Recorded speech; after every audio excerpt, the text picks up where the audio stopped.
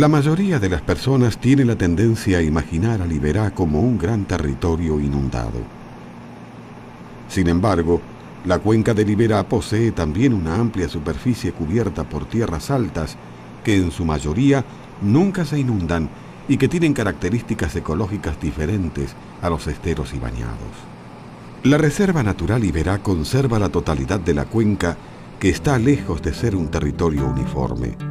De oeste a este, se alternan terrenos altos y bajos que otorgan una gran diversidad al paisaje y que contribuyen al funcionamiento de toda la cuenca. Las tierras altas están tapizadas por pastizales, bosques, palmares y sabanas, con especies propias y exclusivas para cada uno de estos ecosistemas. Las tierras altas de la reserva han sido tradicionalmente usadas por el hombre. La ganadería es la actividad productiva más tradicional y es también la que mejor permite conservar los ecosistemas.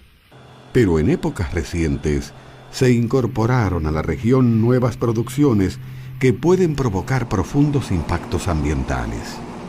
Los monocultivos extendidos de arroz y las enormes áreas con forestaciones mal diseñadas, si bien ofrecen trabajo a personas que lo necesitan, también ponen en peligro grandes áreas naturales que son muy importantes para la conservación.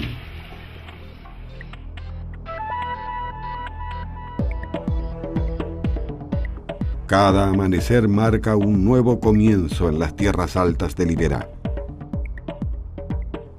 El interior del bosque despierta al nuevo día a medida que la luz dispara procesos vitales para el ecosistema. En el bosque vive una enorme variedad de organismos estrechamente relacionados entre sí y con su entorno, de manera que cada uno depende de los demás para vivir, y todos dan forma y función al ecosistema. Además, son los ambientes terrestres con mayor biodiversidad de toda la reserva. Cada excursión al bosque es una invitación al descubrimiento, y muchas veces los guardaparques encuentran especies poco conocidas o nuevas para la región. Los bosques son ecosistemas muy complejos y todos sus organismos son pequeñas piezas que juegan un papel fundamental en el mecanismo de lo viviente. Las plantas producen el alimento primordial, fijando el carbono atmosférico por fotosíntesis. Ellas emplean la energía del sol para transformar el dióxido de carbono, el agua y los nutrientes en el alimento que usan para crecer y reproducirse. El crecimiento de las plantas brinda un soporte para toda la vida y transforma al ecosistema. El mismo sector del bosque cambia notablemente en unas pocas semanas. El papel de las plantas es muy importante. La energía que ellas almacenan en forma de alimento será la base de todas las cadenas alimentarias del ecosistema. El alimento producido por las plantas es consumido por los organismos herbívoros que de esta manera obtienen la energía y la materia que necesitan para vivir. La corzuela es un pequeño ciervo que vive en las tierras altas de Liberá. De día se mueve entre el interior y el borde del bosque, recorriendo su territorio en busca de las plantas que integran su dieta. La corzuela, como otros herbívoros, debe consumir una gran cantidad de vegetales para mantenerse y diariamente dedica varias horas a esta actividad. El bosque ofrece alimentos muy variados y casi todos los grupos animales tienen especies que son herbívoras. Muchas aves, como el pepitero, buscan hojas, semillas y frutos en el interior del bosque. En su mayoría, integran una familia caracterizada por poseer picos cortos y fuertes, capaces de romper semillas duras. El frutero, el cardenal, la cardenilla y muchas otras especies integran este grupo. También hay muchos insectos herbívoros. Los insectos muestran una extraordinaria diversidad. Algunos consumen las plantas directamente. Otros, como las hormigas podadoras, cortan trabajosamente las plantas y las transportan hacia el hormiguero. En el interior, las plantas sirven para cultivar un hongo del cual a su vez se alimentan las hormigas. La energía del sol es tomada por las plantas mediante el proceso de fotosíntesis y es usada para producir el alimento inicial del ecosistema. Al consumir las plantas, los herbívoros obtienen de ellas la materia y la energía que necesitan para vivir, conservando una pequeña parte de la energía original. Las plantas son consumidas por los herbívoros, que a su vez son consumidos por otros organismos. Los invertebrados, por ejemplo, son comidos por muchos animales, pero como los insectos son muy variados, algunos de sus predadores desarrollaron distintas formas de captura. Las aves brindan un buen ejemplo. El venteveo posee un pico ganchudo especializado en la captura de coleópteros e incluso a pequeños peces.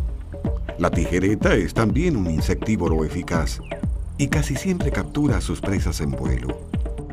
La tacuarita azul, en cambio, recorre las ramas buscando pequeños insectos y arañas y casi siempre anda en pareja.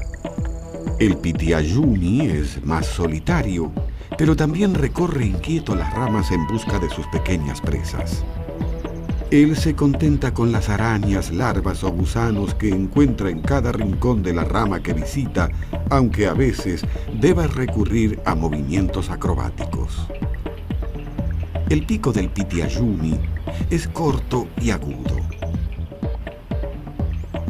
El chinchero, en cambio, tiene un pico apropiado para alcanzar las presas que se esconden debajo de las cortezas y en los huecos de las ramas. Al igual que el chinchero, el pájaro carpintero evolucionó con los árboles y el bosque y usa su cola para apoyarse sobre el tronco y buscar alimento entre las cortezas. Pero el pájaro carpintero va más allá.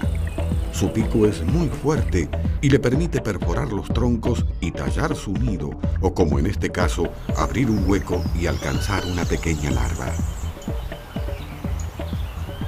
Las aves comen plantas o invertebrados, y como todo está conectado, hay en el bosque organismos que comen a las aves. El gato montés pertenece a la familia de los félidos, que son los cazadores más hábiles entre los mamíferos terrestres.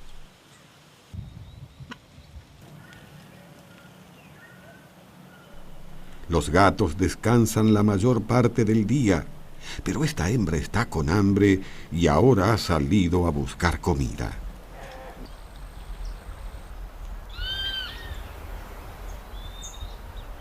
La presencia del gato produce inquietud entre las aves.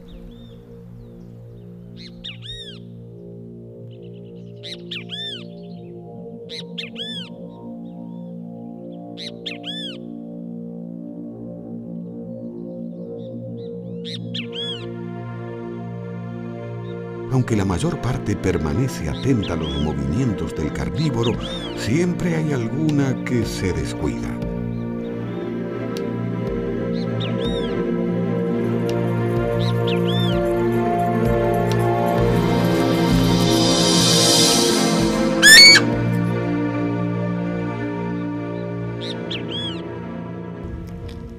Los carnívoros siempre se encuentran en menor número que sus presas.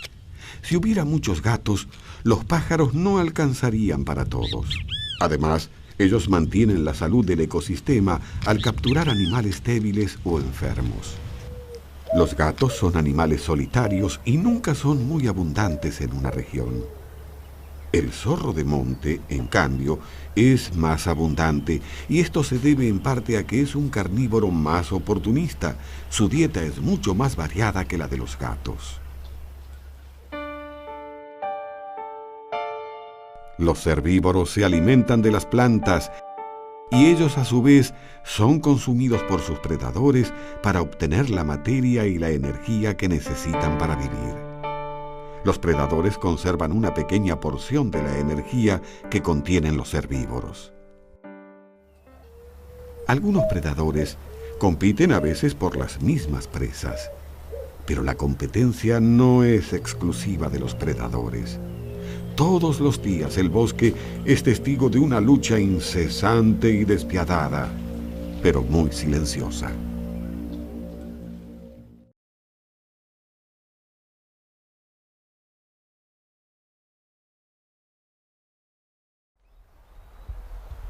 Una característica de los bosques es que ofrecen muchas alternativas para el desarrollo de la vida, y esto posibilita la convivencia de organismos adaptados a muy diversas condiciones. Pero los organismos del bosque tienen también sus contiendas, aunque algunas sean muy silenciosas. En este ambiente, las plantas establecen una intensa lucha por un recurso que puede ser escaso: la luz.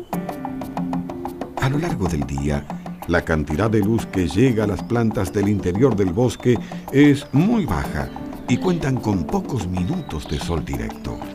Las copas de los árboles capturan la mayor parte de esta energía, creando un mundo sombrío en el cual solo ciertas especies pueden sobrevivir. Así, en la lucha por alcanzar la luz, se forman distintos estratos o niveles de altura de la vegetación del bosque. Hay plantas que viven en el estrato inferior o sotobosque. Hay otras que alcanzan los niveles del estrato medio, mientras que los árboles y enredaderas elevan su follaje hasta alcanzar los niveles más altos e iluminados. Entretanto, el suelo del bosque está cubierto por un manto de hojarasca y otros restos orgánicos que generan los organismos. Este es el ambiente preferido por la paloma yerutí, que ahora acude al llamado del macho. La paloma yerutí recorre todo su territorio caminando y reserva el vuelo solo para emergencias y ocasiones especiales. La lucha por la luz es implacable. Pero algunas plantas encontraron una solución al problema de alcanzar la luz. En vez de elevar sus follajes, ellas aprovechan el crecimiento de otras plantas y crecen encima de ellas. Son las llamadas plantas epífitas. Estas plantas son importantes para algunas especies de aves. El boyero de alas amarillas está construyendo su nido entretejiendo fibras vegetales. Pero solo unas pocas plantas epífitas producen estas fibras. El boyero depende de estas plantas, las que a su vez dependen de los árboles para vivir, los que a su vez dependen de muchos otros organismos. Si algo fallara en esta red de dependencias mutuas, el boyero estaría en problemas para construir su nido y criar a sus pichones. Otras aves también usan a las epífitas para sus nidos. El piojito silbón disimula su nido con la barba del viejo, una especie de clavel del aire. Ahora está trayendo materiales para tapizar el interior de su nido. La tacuarita azul, en cambio, elige una horqueta y construye un nido que recubre con musgos y líquenes unidos por telitas de araña. Ambos miembros de la pareja colaboran en la construcción. Cada especie toma del bosque lo que necesita. Las epífitas no solo brindan materiales de construcción. Los monos carayá toman el agua que se acumula en las axilas de la bromelia. Los carayás se mueven en grupos en los que hay un macho adulto y varias hembras con sus crías. Durante la mañana recorren el bosque en busca de hojas, brotes, frutos, aunque pueden comer huevos y pequeños animales. Los carayás pasan la mayor parte de su vida sobre los árboles y dependen directamente de ellos para vivir. Los carayás evolucionaron con el bosque. Su anatomía y su control del espacio serían inadecuados en otro ambiente. Pero el bosque también se beneficia con su presencia. Algunas plantas necesitan a los carayás para su propagación. Al comer los frutos de la palmera pindó, los primates favorecen la germinación y dispersan las plantas por el bosque. El bosque es el resultado de las relaciones ecológicas que se establecen entre sus habitantes y a su vez genera las condiciones necesarias para la supervivencia de cada uno de ellos.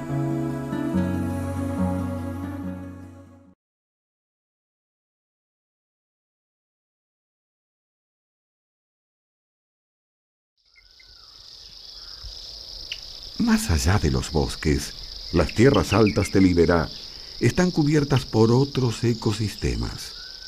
Los pastizales son estepas cubiertas por muchas especies de gramíneas y están sujetos a las mismas reglas básicas que el bosque.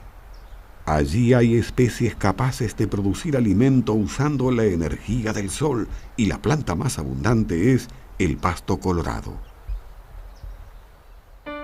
En este ecosistema, son los pastos los encargados de fijar por fotosíntesis la energía proveniente del sol, produciendo así su alimento. Los pastizales de Liberá conservan una enorme biodiversidad y albergan a especies que están íntimamente ligadas a estos ambientes y que dependen de ellos para sobrevivir. Los corbatitas se mueven en pequeñas bandadas y recorren el pastizal en busca de semillas para alimentarse.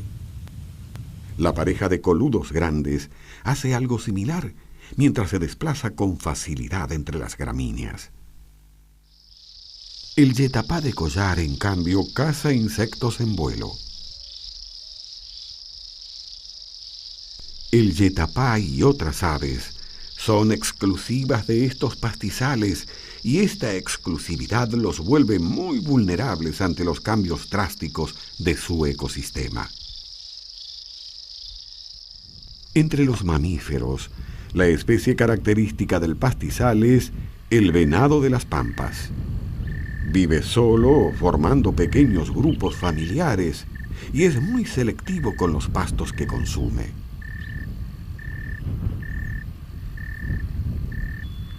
A menudo, las hembras y sus crías son acompañadas por un macho adulto.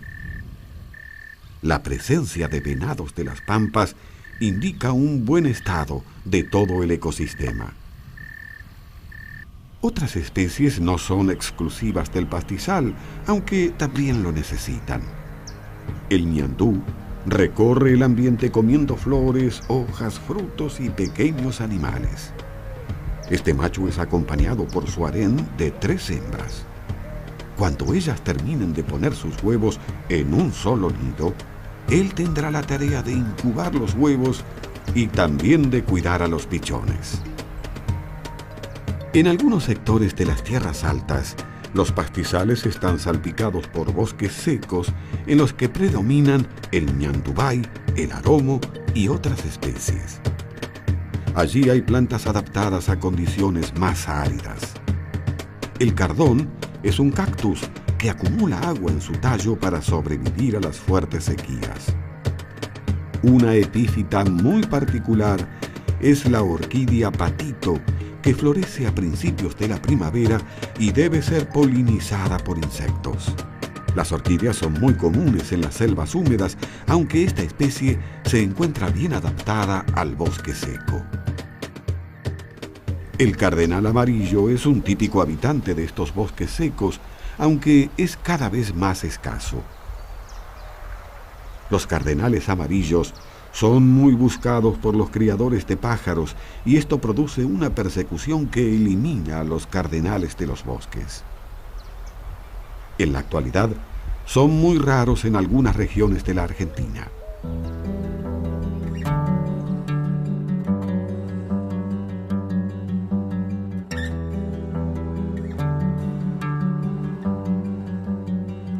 El atardecer marca un punto de inflexión en la actividad diaria. Las especies diurnas irán hacia su lugar de descanso. Para otros organismos, esta es la hora de despertar. Antes de la noche, las vizcachas salen de sus cuevas con hambre. Las vizcachas son roedores coloniales y viven bajo un sistema de jerarquías cuyo cargo más alto lo ocupa un macho adulto conocido como vizcachón. Él es quien dicta las normas en la comunidad. Al comer el pasto que rodea sus cuevas, las vizcachas crean un parque que les permite vigilar mejor los alrededores. Quizás también sea por esto que quitan todos los objetos que encuentran en el parque, coleccionándolos encima de sus cuevas. Así, las vizcachas pueden elegir mejor con qué vecinos tratarse. La corzuela, que ha salido del bosque, es bienvenida al parque de las vizcachas. A medida que la noche avanza, otro mundo despierta sobre las tierras altas de Liberá. Las arañas del pasto salen en busca de sus pequeñas presas.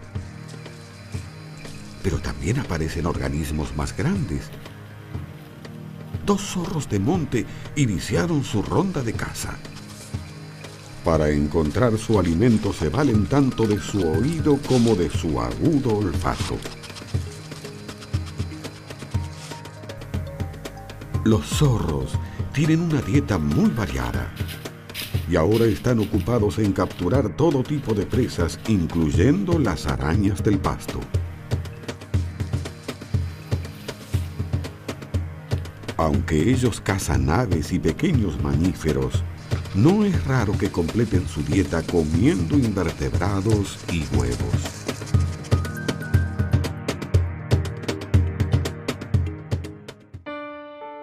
En el pastizal y la sabana, los herbívoros se alimentan de los pastos y son a su vez el alimento de otros organismos. Así, se forman complejas redes tróficas que tienen a los carnívoros como su último eslabón.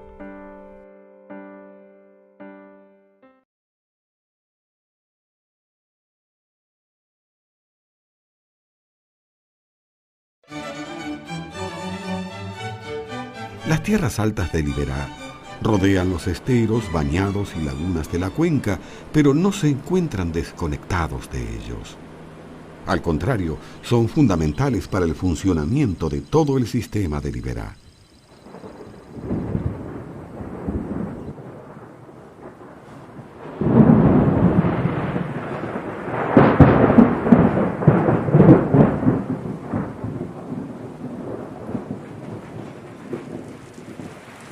Los esteros se alimentan con la lluvia que cae sobre ellos y también sobre las tierras altas. Los bosques y pastizales actúan como un filtro que depura las aguas que llegan al estero, limpiándolas de sustancias contaminantes. El agua es recogida por pequeños arroyos que alimentan la cuenca.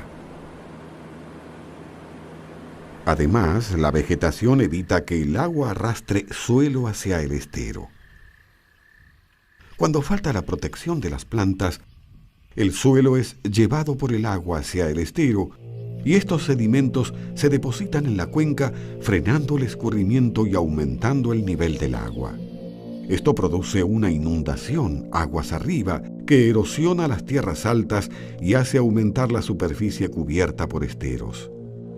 Por el oeste, el sistema de Iberá está bordeado por lomadas arenosas que solo se inundan por poco tiempo y que, al ser altas, permiten la producción ganadera.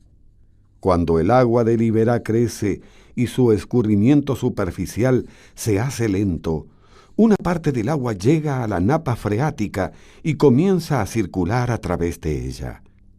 Pero este flujo del agua por la napa arrastra material de las lomadas arenosas, generando un vacío y por ende un hundimiento del terreno. Así se van formando las lagunas redondeadas que son características de este sector de Liberá.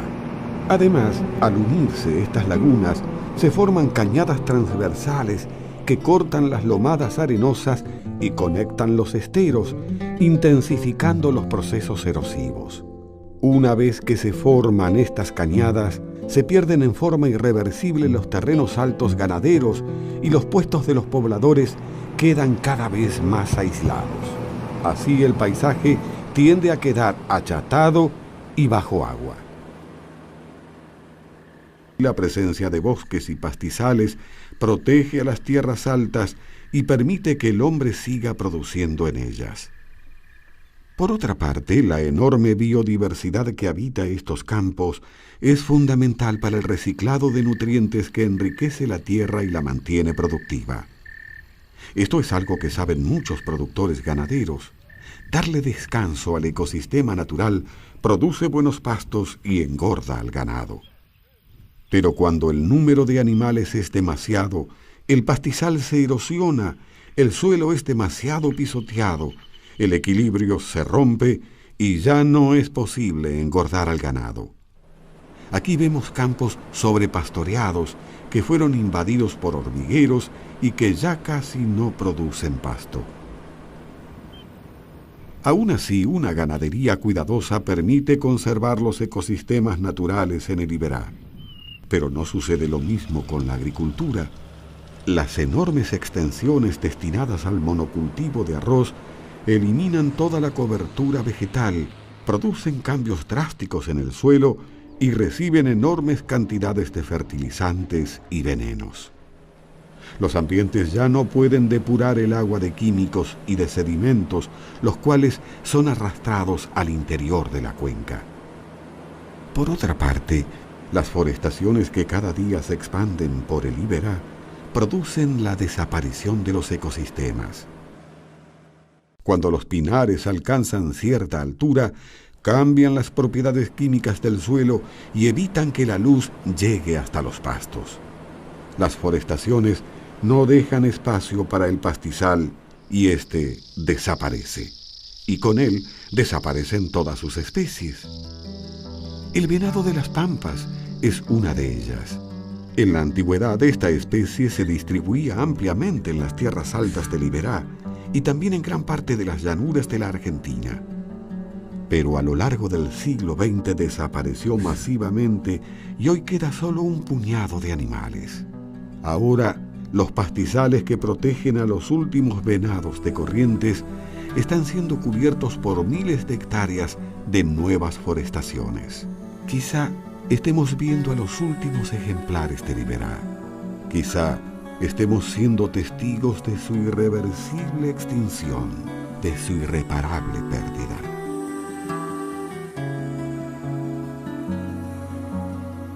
Pero existe otra posibilidad. En la medida en que conozcamos la riqueza natural que conservan las tierras altas de la Reserva Natural Iberá, podremos tomar conciencia del valor que tienen para la vida y para el hombre mismo. Y entonces, quizás sea posible seguir produciendo en la región sin destruir al ecosistema y sin eliminar a sus habitantes.